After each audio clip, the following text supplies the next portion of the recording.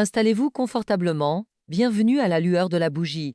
Ce soir, je vais vous raconter mon histoire, celle du vieux puits dans le jardin de mes parents, qui n'était pas seulement vide. Une histoire que j'ai mis 20 ans à comprendre et que je ne comprends toujours pas complètement.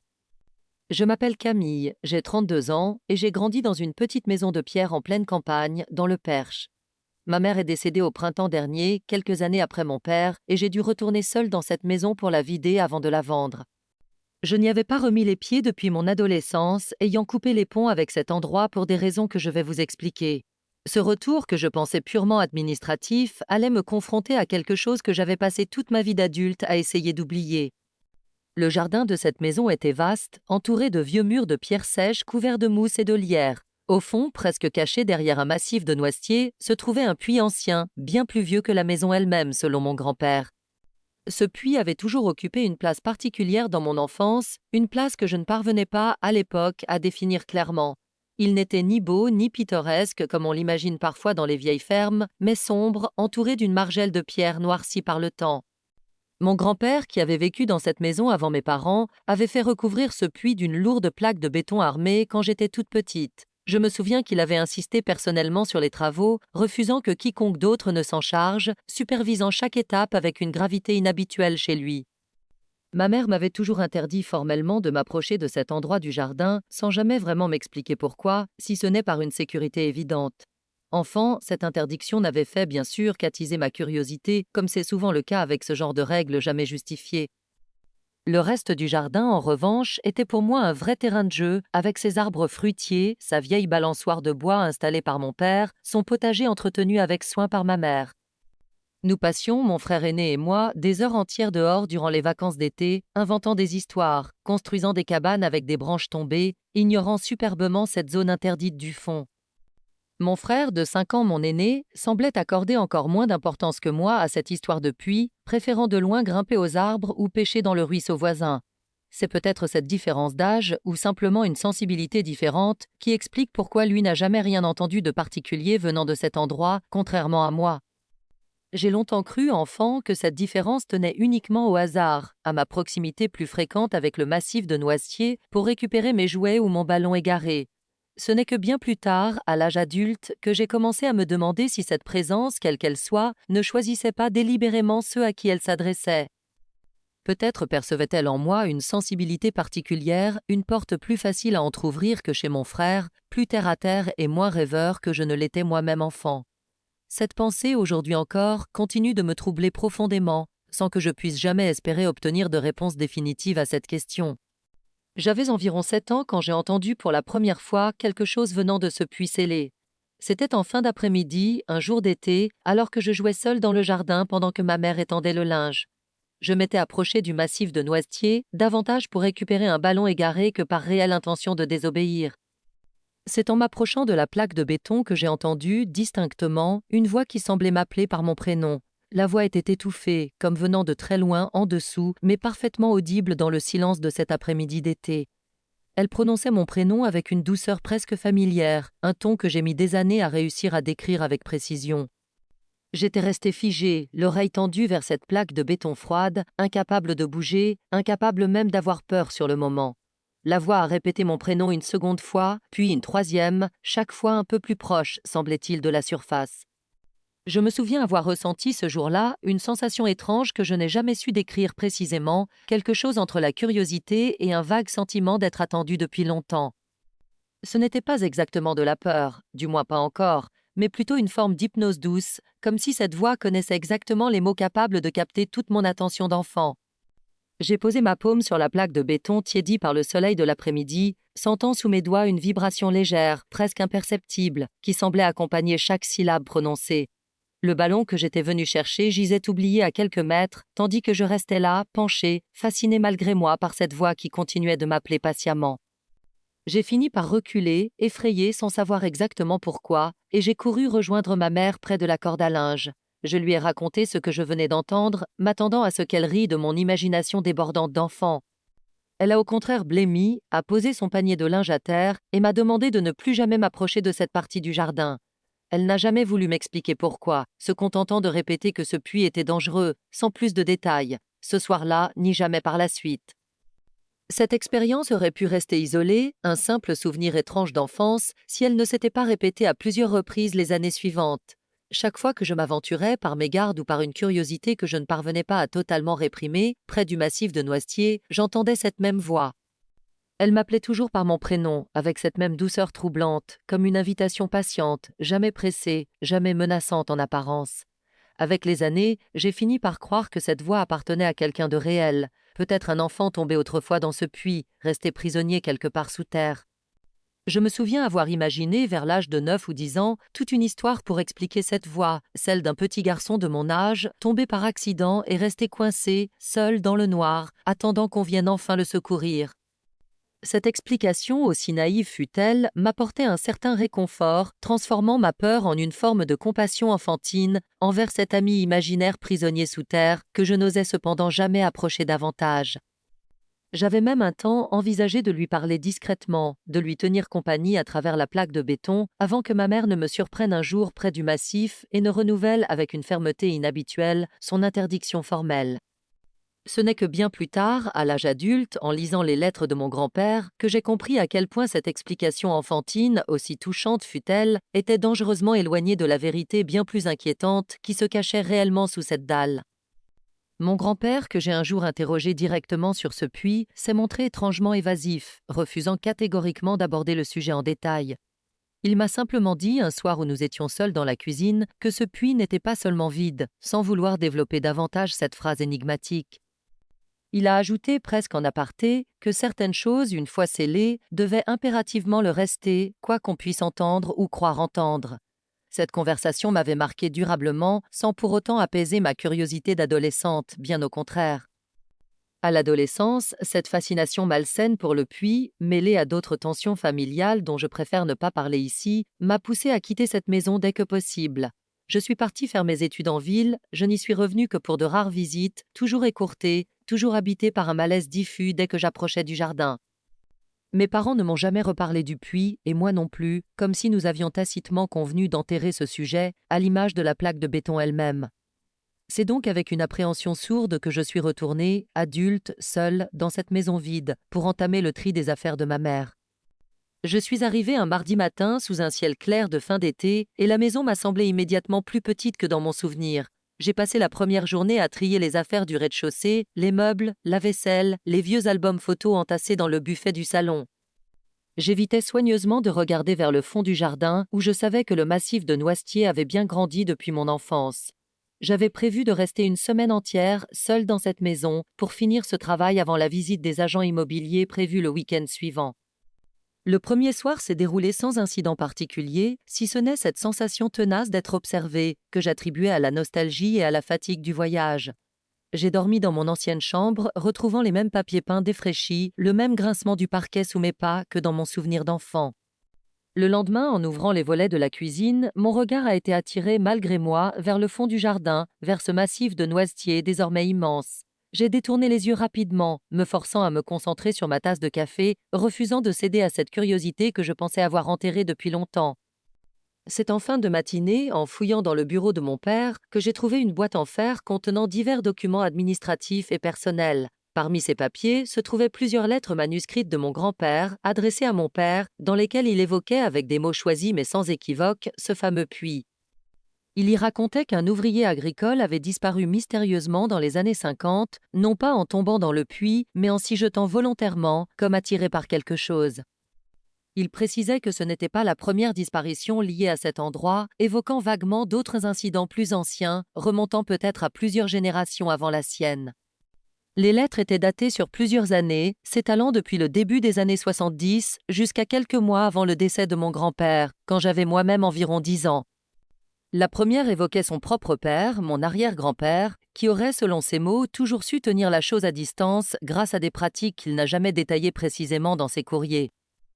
Une lettre plus tardive racontait un épisode troublant survenu durant l'enfance de mon père, où celui-ci aurait lui-même entendu une voix similaire, sans que mon grand-père n'ait jamais osé lui en parler ouvertement à l'époque. Cette révélation m'a bouleversée, réalisant que mon propre père avait probablement vécu, enfant, une expérience semblable à la mienne, sans jamais m'en avoir soufflé le moindre mot durant toute mon enfance.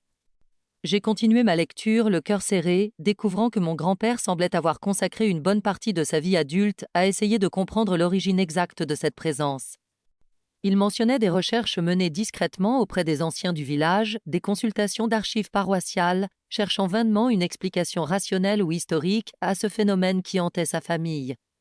Il semblait avoir fini par abandonner ses recherches, se contentant, avec une forme de résignation presque paisible, de simplement contenir le problème plutôt que de chercher à le résoudre définitivement. Cette approche pragmatique, transmise de génération en génération sans jamais être clairement formulée, expliquait peut-être pourquoi personne avant moi n'avait jamais cherché à creuser davantage cette histoire familiale. J'ai passé le reste de l'après-midi à lire et relire ces lettres, cherchant à comprendre exactement ce que mon grand-père avait voulu dire par cette phrase « pas seulement vide ». Une des lettres mentionnait un rituel que mon grand-père aurait accompli lui-même, seul, la nuit précédant la coulée de béton, sans jamais préciser en quoi consistait ce rituel exact. Il y écrivait avoir refermé la porte comme il se doit, une expression qui m'a glacée, suggérant que le puits n'était pas seulement un trou dans le sol, mais bien davantage. Vers la fin de cette liasse de lettres, une phrase, écrite d'une main plus tremblante, m'a particulièrement frappée et m'accompagne encore aujourd'hui. Il y écrivait que ça connaissait les prénoms de toute la famille, qu'il fallait absolument éviter de répondre si ça appelait, quel que soit le prénom prononcé. J'ai reposé la lettre, les mains tremblantes, réalisant avec effroi que je n'avais jamais, de mémoire, répondu à cette voix qui m'appelait enfant, mais que j'avais toujours fui en courant.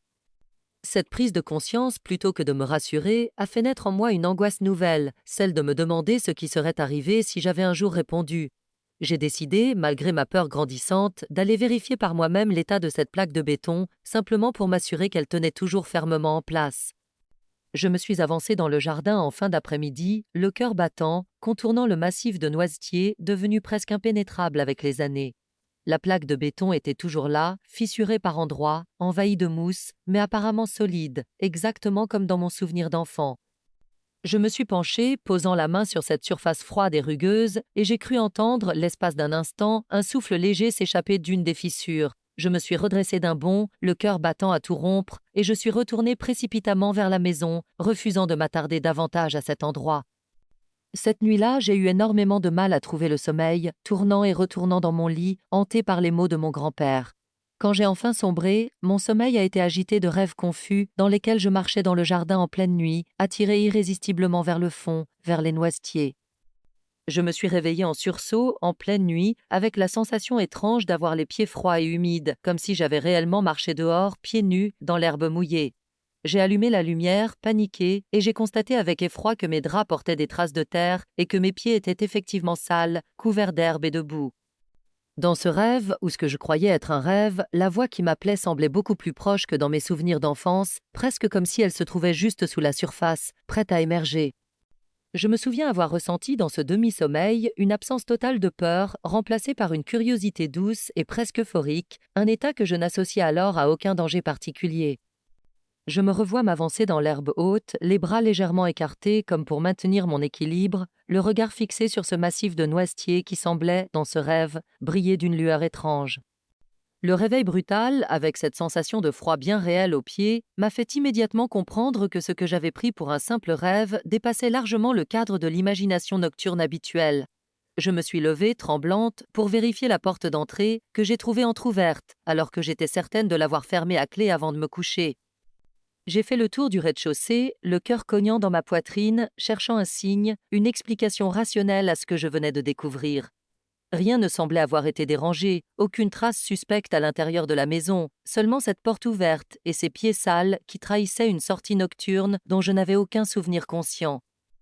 J'ai fermé la porte à double tour, ajoutant même une chaise contre la poignée, avant de retourner me coucher, incapable cependant de retrouver le sommeil avant l'aube. Le lendemain matin, épuisé mais déterminé, je suis retourné vers le fond du jardin, cette fois en pleine lumière, pour examiner plus attentivement les alentours du puits. J'ai remarqué, sur l'herbe autour de la plaque de béton, des traces de pas correspondant exactement à la pointure de mes propres pieds nus, menant directement depuis la maison. J'ai suivi ces traces à rebours, le souffle court, jusqu'à la porte d'entrée, confirmant avec effroi que j'avais bien marché, inconsciente, jusqu'à cet endroit précis pendant mon sommeil. Je me suis assise sur l'herbe, tremblante, essayant de comprendre ce qui avait bien pu m'attirer ainsi, malgré moi, vers cet endroit que je fuyais consciemment depuis toujours. j'ai décidé ce jour-là de contacter une cousine éloignée de mon grand-père, la seule personne encore vivante susceptible de connaître l'histoire complète de ce puits. Elle m'a reçu chez elle dans une petite maison à quelques kilomètres et m'a écouté raconter les événements des derniers jours avec une gravité que je ne lui connaissais pas. Elle m'a confirmé les grandes lignes de ce que j'avais lu dans les lettres, ajoutant des détails que mon grand-père n'avait visiblement jamais osé coucher sur le papier. Selon elle, ce puits existait bien avant la construction de la maison, creusé par des habitants beaucoup plus anciens, pour des raisons qui ne relevaient pas simplement de l'approvisionnement en eau. Cette cousine, une femme d'une soixantaine d'années au regard vif, m'a servi du thé dans sa cuisine avant de commencer son récit, comme si elle avait besoin de ce rituel pour rassembler ses souvenirs. Elle m'a expliqué avoir elle-même, enfant, entendu parler de cette histoire par sa propre grand-mère, qui tenait ces informations d'un aïeul encore plus ancien, remontant peut-être à plusieurs siècles de tradition orale. Elle m'a montré une vieille carte du village, dessinée à la main par un ancêtre commun, sur laquelle figurait un symbole étrange à l'emplacement exact de notre puits, un symbole qu'elle n'a jamais su m'expliquer précisément. Elle m'a confié que sa propre mère lui avait toujours interdit de se marier avec un homme originaire de cette branche de la famille, précisément installé près de ce puits, par superstition, disait-elle, transmise sans jamais être vraiment justifiée. Elle m'a expliqué que selon la tradition familiale transmise oralement, cet endroit servait autrefois de lieu de passage, une sorte de seuil entre notre monde et un autre, plus ancien encore que le christianisme dans la région. Les villageois d'autrefois auraient utilisé ce puits pour des offrandes, tentant d'apaiser une présence qui habitait ces profondeurs bien avant que quiconque n'y creuse le moindre trou. Avec le temps, cette pratique s'était perdue, mais la présence, elle, était restée, cherchant sans cesse à attirer vers elle ceux qui vivaient sur cette terre, génération après génération. Elle m'a averti avec une insistance presque suppliante de ne jamais répondre si j'entendais mon prénom prononcé près de cet endroit et de partir dès que possible sans chercher à en savoir davantage. Je l'ai remerciée, encore sous le choc de ces révélations, et je suis rentrée à la maison familiale avec la ferme intention de suivre son conseil à la lettre. J'ai passé la soirée à finir de trier les dernières affaires, pressée d'en terminer au plus vite, sursautant au moindre bruit provenant du jardin. La nuit tombée, j'ai vérifié plusieurs fois les serrures, ajouté une nouvelle chaise contre la porte, et je me suis couchée avec la ferme intention de rester éveillée le plus longtemps possible. Mais la fatigue accumulée de ces derniers jours a fini par avoir raison de ma vigilance, et je me suis endormie malgré moi, sans même m'en rendre compte.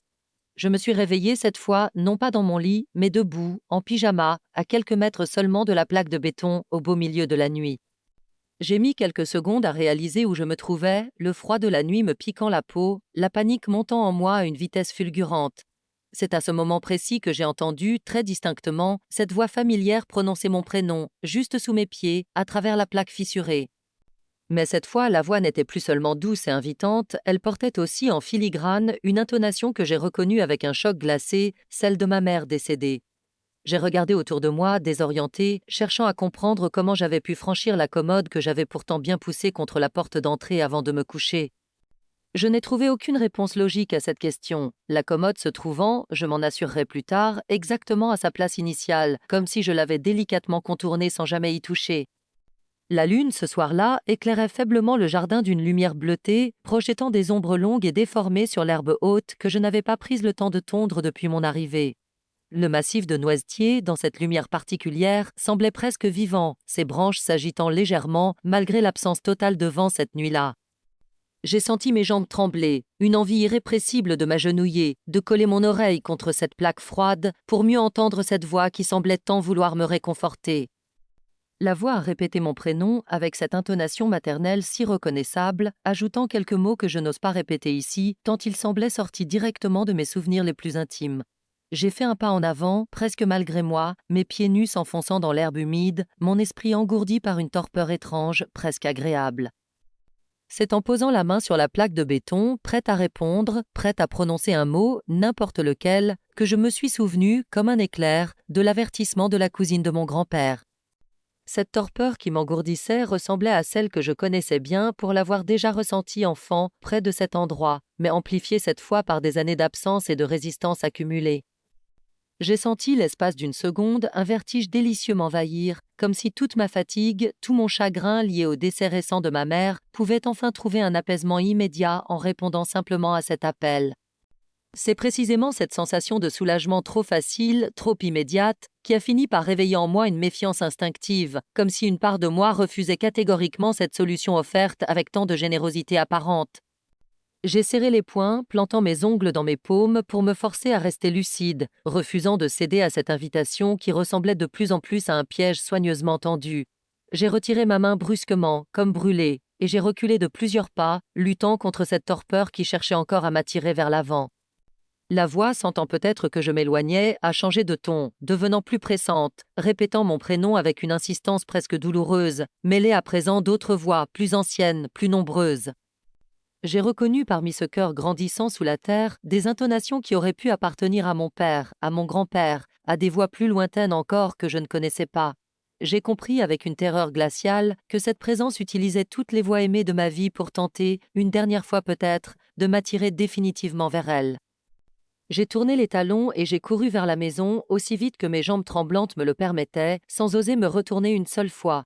Les voix derrière moi semblaient s'estomper à mesure que je m'éloignais, comme si leur pouvoir d'attraction diminuait avec la distance qui nous séparait à nouveau. J'ai claqué la porte d'entrée derrière moi, poussant de toutes mes forces la commode du couloir contre celle-ci, haletante, en sueur malgré le froid de la nuit. Je me suis effondré au sol, dos contre cette commode improvisée, incapable de retenir mes larmes, un mélange de terreur et de soulagement s'échappant enfin de moi. J'ai passé le reste de la nuit assise ainsi, refusant de retourner me coucher, guettant le moindre bruit suspect venant de l'extérieur de la maison. Aucun autre son n'est venu troubler ce silence retrouvé, seul le chant timide des premiers oiseaux, à l'approche de l'aube, m'a enfin permis de relâcher un peu la tension accumulée. Dès les premières lueurs du jour, j'ai téléphoné à une entreprise de travaux publics du village voisin, expliquant simplement vouloir renforcer et sécuriser définitivement un vieux puits dans mon jardin. Ils sont venus le jour même, un peu étonnés de mon insistance et de mon empressement, sans poser davantage de questions sur les raisons exactes de cette urgence soudaine. Pendant que j'attendais l'arrivée des ouvriers, j'ai profité de ces quelques heures de plein jour pour marcher une dernière fois jusqu'au massif de noisetiers, déterminé à affronter cet endroit en pleine lumière sans peur. La plaque de béton, examinée de près, révélait des fissures plus nombreuses que je ne l'avais d'abord cru, certaines suffisamment larges pour qu'on y glisse un doigt, ce qui expliquait sans doute la facilité avec laquelle les sons s'échappaient. Je n'ai rien entendu cette fois en plein jour, seulement le bourdonnement paisible de quelques insectes et le bruissement des feuilles de noisetier agitées par une brise légère et bien réelle. Cette absence de manifestation diurne m'a presque rassurée, comme si cette présence, quelle qu'elle soit, avait besoin de l'obscurité et du sommeil pour exercer pleinement son influence sur ceux qui l'approchaient. J'ai supervisé personnellement chaque étape des travaux, refusant de m'éloigner un seul instant, exactement comme mon grand-père l'avait fait des décennies plus tôt, selon les lettres retrouvées. Les ouvriers ont coulé plusieurs mètres cubes de béton supplémentaires sur l'ancienne plaque déjà fissurée, comblant méthodiquement chaque interstice, chaque fissure par laquelle un souffle aurait pu s'échapper. J'ai insisté pour qu'ils recouvrent ensuite l'ensemble d'une épaisse dalle de pierre, achetée spécialement pour l'occasion, sur laquelle j'ai fait graver, sans trop savoir pourquoi, une simple croix discrète. Une fois les travaux terminés, en fin d'après-midi, je me suis assise longuement devant cette nouvelle surface parfaitement lisse, ressentant enfin un apaisement que je n'avais pas connu depuis des jours. J'ai quitté cette maison dès le lendemain, laissant le reste du tri au bon soin d'une entreprise spécialisée, refusant catégoriquement d'y passer une nuit supplémentaire. La vente s'est conclue quelques mois plus tard à un couple de retraités venus s'installer dans la région, à qui je n'ai jamais parlé, bien entendu, de l'histoire réelle de ce jardin. Je me suis contentée de leur recommander, presque en plaisantant, de ne jamais toucher à cette dalle de pierre au fond du jardin, prétextant de vagues raisons de sécurité liées aux fondations. Je n'ai plus jamais remis les pieds dans cette maison depuis, et je n'ai jamais éprouvé le besoin d'y retourner, pas même par simple curiosité ou nostalgie. Aujourd'hui, quand j'y repense, je me demande souvent ce que serait devenue ma vie si, cette nuit-là, j'avais répondu à cette voix qui m'appelait avec les intonations de ma mère. Je ne saurais jamais si cette présence aurait vraiment pu m'attirer physiquement à l'intérieur de ce puits ou si son pouvoir se limitait uniquement à cette attraction psychologique et onirique. Ce dont je suis certaine, en revanche, c'est que mon grand-père avait raison depuis le début, ce puits n'était effectivement pas seulement vide, il abritait quelque chose de bien plus ancien et bien plus patient que nous tous. J'ai gardé les lettres de mon grand-père précieusement, rangées dans un tiroir de mon appartement, comme un rappel constant de la nécessité de ne jamais répondre, où que ce soit, à une voix familière surgissant d'un endroit qu'on sait, au fond de soi, ne pas devoir approcher. J'ai parfois pensé à retourner voir cette cousine éloignée pour lui raconter enfin ce qui s'était passé cette dernière nuit, mais je n'en ai jamais trouvé le courage, préférant garder cette expérience pour moi seule, comme un secret que je porte désormais aussi silencieusement que l'ont fait, avant moi, mon père et mon grand-père. Je me demande également ce qu'il adviendra dans quelques décennies quand les nouveaux propriétaires de cette maison ou leurs propres descendants referont peut-être des travaux dans ce jardin sans connaître l'histoire véritable de cette dalle de pierre. Cette pensée m'inquiète parfois, la nuit, sans que je sache vraiment quoi faire de cette inquiétude, sinon espérer que le béton et la pierre tiendront aussi longtemps que possible pour le bien de tous ceux qui viendront après moi dans cette maison que je ne reverrai probablement jamais. J'ai envisagé un temps de laisser une lettre moi-même, à l'image de mon grand-père, mais j'ai finalement renoncé, craignant peut-être de perpétuer, sans le vouloir, un poids que je préfère porter seul plutôt que de le transmettre encore à qui que ce soit, un jour prochain ou lointain. Je vis aujourd'hui loin de cette campagne, dans un appartement en ville où aucun jardin, aucun puits ne vient troubler mes nuits.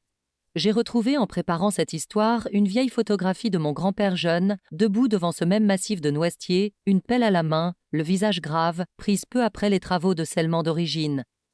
Cette image, plutôt que de me rassurer, a renforcé mon sentiment que cette histoire dépassait largement le cadre d'une simple superstition familiale, ancrée qu'elle était dans des preuves matérielles bien tangibles et documentées. Je garde cette photographie aujourd'hui près des lettres, dans ce même tiroir, comme un rappel silencieux de tout ce que ma famille a discrètement porté, génération après génération, pour que je puisse, moi, vivre une existence ordinaire et paisible. C'est peut-être cela, finalement, le véritable héritage que m'a laissé mon grand-père, bien plus précieux que n'importe quelle maison ou terrain, la certitude tranquille qu'on peut, avec suffisamment de courage, refermer une porte pour de bon. Il m'arrive pourtant encore, certains soirs de grand silence, d'entendre au loin un bruit qui pourrait ressembler à un appel et de sentir mon cœur s'accélérer instantanément. Je sais désormais que je ne répondrai jamais, quelle que soit la voix employée, quel que soit le prénom prononcé avec cette douceur trompeuse que je n'oublierai jamais. Certaines portes, une fois refermées par ceux qui nous ont précédés, doivent absolument le rester, et je remercie chaque jour mon grand-père d'avoir eu, en son temps, le courage de sceller la sienne. Merci infiniment de m'avoir écouté ce soir. J'espère que cette histoire particulière vous aura tenu compagnie dans l'obscurité de ce soir. N'oubliez pas, vous êtes ici à la lueur de la bougie. Retrouvons-nous demain soir à la même heure exacte pour une toute nouvelle histoire.